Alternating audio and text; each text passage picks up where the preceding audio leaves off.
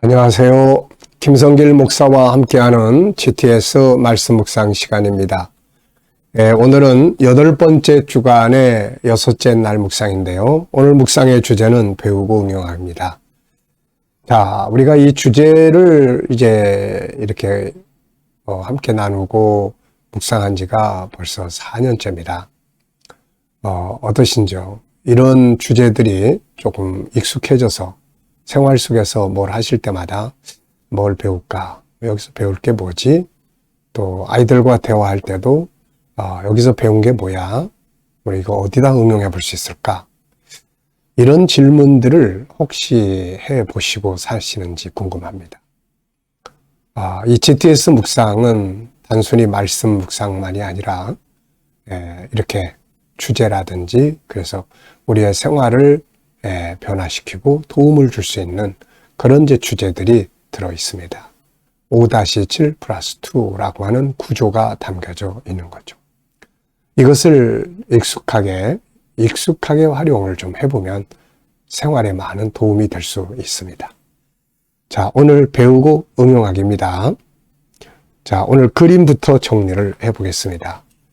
오늘 그림은 이제 교회들이 서로 이렇게 손에 손을 잡고 있는 그림이에요.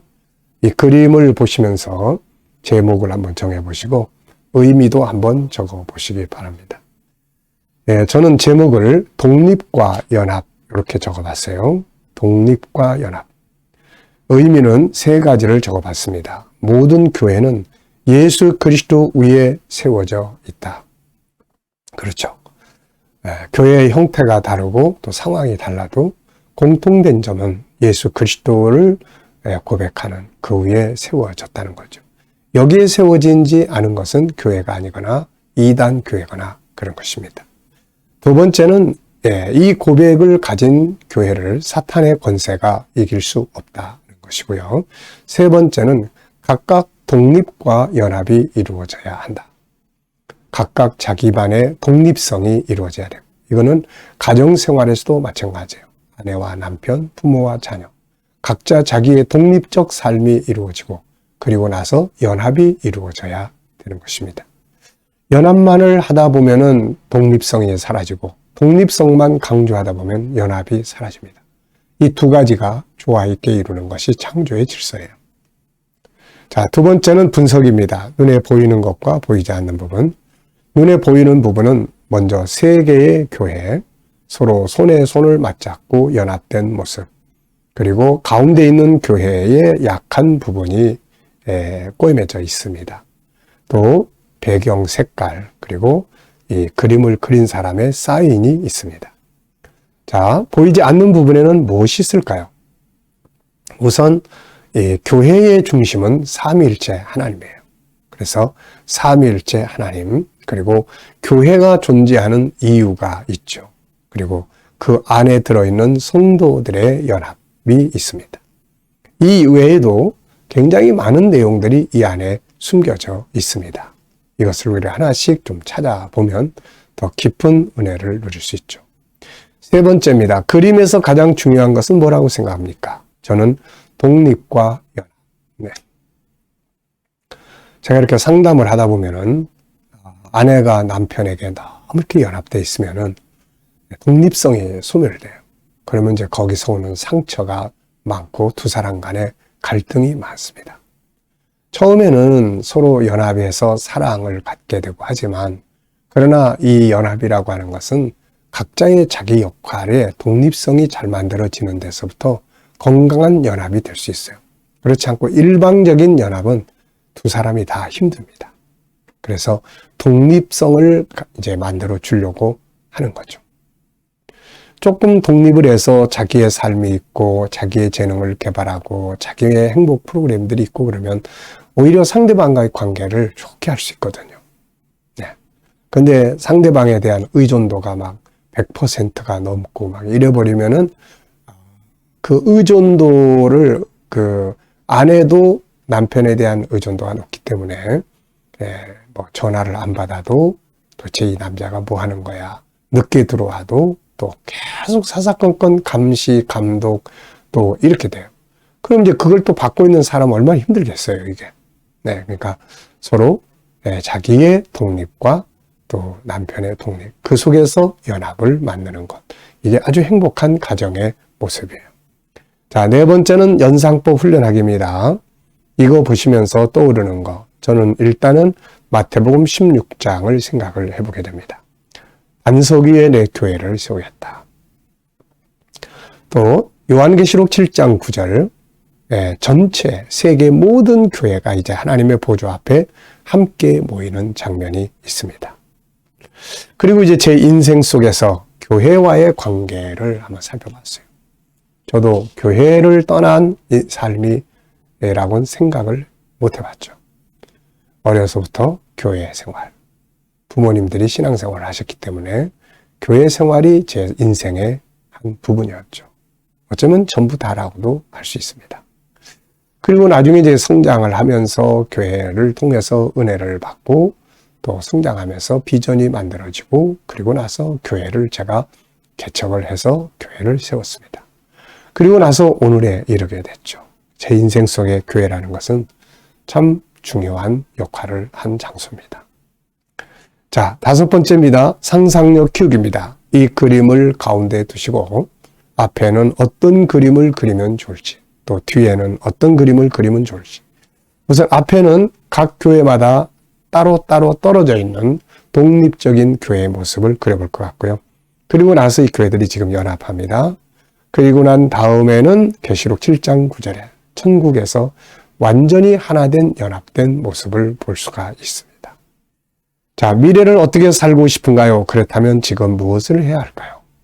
자, 우리가 미래를 한번 생각해 보면서 또 하나님 앞에 하나님 미래 이렇게 살고 싶어요. 꼭 이렇게 이루어 주세요. 기도도 하고 그 다음에 이제 우리가 할 수 있는 것들이 뭔지도 쭉 생각해서 해보는 것이 필요합니다. 자, 오늘도 사도신경 또 한번 읽어보겠습니다. 전능하사 천지를 만드신 하나님 아버지를 내가 믿사오며 그 외아들 우리 주 예수 그리스도를 믿사오니 이는 성령으로 잉태하사 동정녀 마리아에게 나시고 본디오 빌라도에게 고난을 받으사 십자가에 못 박혀 죽으시고 장사한 지 사흘 만에 죽은 자 가운데서 다시 살아나시며 하늘에 오르사 전능하신 하나님 우편에 앉아 계시다가 저리로서 산자와 죽은 자를 심판하러 오시리라. 성령을 믿사오며 거룩한 공회와 성도가 서로 교통하는 것과 죄를 사하여 주시는 것과 몸이 다시 사는 것과 영원히 사는 것을 믿사옵나이다. 아멘. 자, 어제 감사한 일들을 또 쭉 적어보시고요. 오늘 하루를 시작하면서 또 감사한 일들도 쭉 적어보시기 바랍니다. 아침 밥 잘 먹었으면 그것도 감사하고 또 건강하게 일어났으면 그것도 감사하고 또 아프지만 그 속에서 또 이렇게 하루를 시작하는 것도 감사하고 모든 게 다 감사한 일이죠. 미래에 대한 감사도 또 적어보십시오. 여러분들이 가지고 있는 계획도 적어보시고 그것을 합력하여 선을 이루게 하시는 하나님의 역사에 대한 기대에 감사도 해보시고요. 자, 1번입니다. 오늘의 주제는 배우고 응용하기예요. 1단원에서 배우고 응용할 건 뭔가요? 세 가지. 성부 하나님은 세 가지의 특징을 가지고 계세요. 전능하신 하나님, 창조주 하나님, 아버지 하나님. 두 번째는 2단원에서 배우고 응용해야 될 것은 총 8가지입니다. 성자 하나님께 대한 고백이에요. 하나님의 독생자 우리 주 예수 그리스도 성령으로 잉태하시고 동정녀 마리아에게 나시고 빌라도에게 고난을 받으시고 십자가에 죽으시고 사흘 만에 부활하셔서 승천하시고 보좌 우편에 앉아 계시다가 심판하러 세상에 다시 오실 분이십니다. 이분의 이 고백 속에 정말 우리가 배우고 응용해야 될 것들이 많습니다.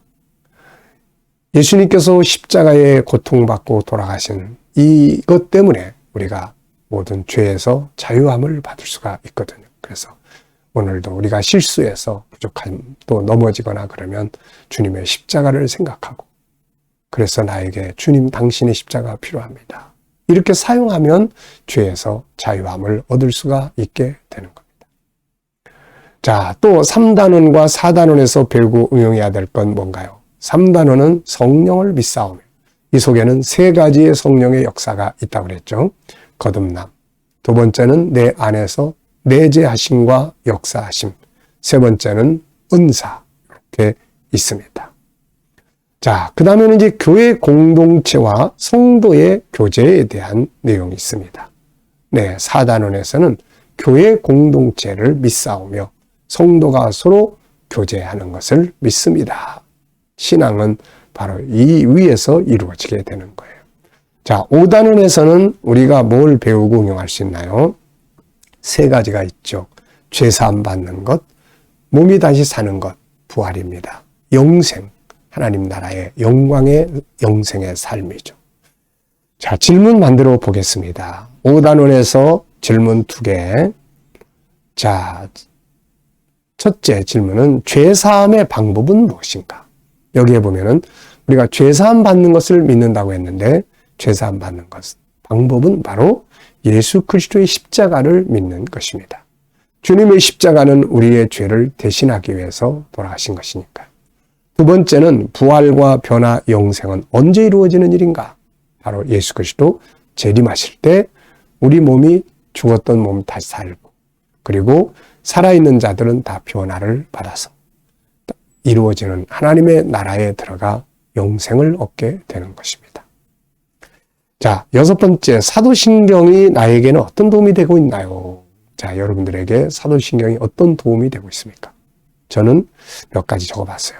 우선 믿음의 내용이 잘 정리가 되어 있다. 누굴 믿어야 되는지, 무엇을 믿어야 되는지, 어떻게 믿어야 되는지 이런 내용 정리가 잘 되어 있고요. 그 다음에는 정체성을 확립할 수 있습니다. 이 사도신경만 계속 확실하게 외우면 나는 어떤 사람이다 라는 신앙의 정체성이 만들어질 수 있어요. 그 다음에 믿음의 길이 잘 만들어져 있죠. 이 속에는 내가 어떻게 살아가야 하는지에 대한 내용들이 잘 담겨져 있습니다. 예를 들어서 전능하신 창조주 아버지를 믿는다면 어떤 삶을 살아야 할까요? 십자가에 못 박혀 죽으시고 다시 오실 예수 그리스도를 믿는다면 어떤 삶을 살아야 할까요? 성령의 감동을 받고 성령 안에서 살아간다면 어떤 삶을 살아야 할까요? 교회 공동체를 믿으며 성도들이 서로 교통하는 것을 믿는다면 어떻게 살아야 할까요? 우리가 죄사함을 받고 변화를 받고 영생을 누리게 된다면 지금 어떻게 살아야 할까요? 이렇게 사도신경은 우리들에게 믿음의 길을 쫙 보여주고 있습니다. 그리고 또 하나는 사도신경은 이단인지 아닌지를 구분할 수 있게 해줘요. 그래서 우리가 혹시 수상한 사람 만나면은 어떤 신앙 고백을 가지고 계세요? 그리고 한번 고백을 해보시죠. 예수님께 대한 고백, 하나님께 대한 고백. 예수님, 하나님, 하나님은 여호와 하나님 한 분입니다. 그러면서 예수님의 하나님 되심을 부정한다. 이건 요가증이에요. 또 옛날에는 예수님의 십자가의 피로 제사함 받았지만 지금은 말씀을 통해서 육체가 성결하게 된다. 이런 이야기 나오면 조금 신천지. 그래서 우리가 이 사도신경은 이단인지 아닌지를 구분하는 중요한 도리가 됩니다.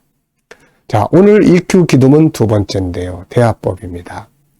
우리가 사람과 사람의 관계가 좋아지려면 소통을 참 잘해야 합니다. 그런데 그 소통하는 방법이 바로 이 대화예요. 그래서 이 대화법을 잘 알아야 됩니다. 경청, 공감, 말 잘하기, 조화 이루기, 피드백 받기. 요 5가지만 잘하면 좋은 대화를 이룰 수가 있어요. 그리고 사람을 감동시키는 5가지의 단어가 있는데요. 감사합니다. 죄송합니다. 그래서 제가 있잖아요. 제가 도와드리겠습니다. 무엇을 도와드릴까요? 이런 말들은 굉장히 사람을 감동시키는 중요한 단어들입니다. 많이 사용해 보시기 바랍니다.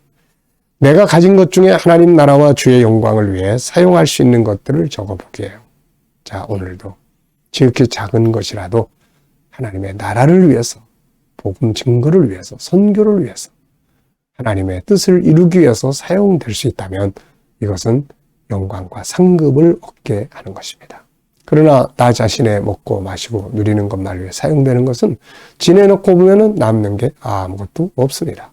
그래서 우리가 가진 물질이나 재능이나 시간이나 또 무엇이든 간에 하나님 나라를 위해서 주님을 섬기는 일에 사용할 수 있는 것들이 많아질 수 있도록 해야 되는 거죠. 자, 오늘도 묵상하겠습니다. 사도신경 한번 그려보시고요.